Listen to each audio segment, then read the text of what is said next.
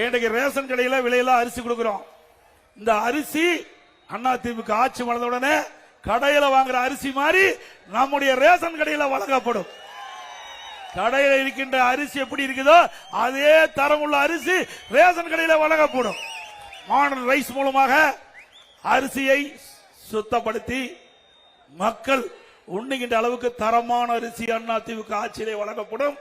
அந்த விலையில்லா அரிசியோட விலையில்லா பருப்பு வழங்கப்படும், விலையில்லா எண்ணெய் வழங்கப்படும். அதோட அம்மா இல்லம் திட்டம், ஏழைகள் வீடு இல்லாமல் இருக்கின்ற அனைத்து ஏழைகளுக்கும் அற்புதமான காங்கிரஸ் வீடு கட்டி கொடுக்கப்படும். பட்டியலின மக்கள், ஆதரவாள மக்கள், அழுதுகிற மக்கள், அவர்கள் குடும்பத்தில் திருமணமாகி தடி குடும்பம் போய்கின்ற பொழுது அவளுக்கு அரசாங்கமே தனி இடம் வாங்கி அற்புதமான காங்கிரஸ் வீடு அந்த பட்டியலின மக்களுக்கு கட்டி கொடுக்கப்படும். அதோட நம்முடைய முதியோர்களுக்கு வழங்கப்படுகின்ற அந்த ஓய்வூதியம் 2000 உயர்த்தி வழங்கப்படும். இன்றைக்கு அதே போல பட்டப்படிப்பு படித்த மாணவர்கள், இளைஞர்கள்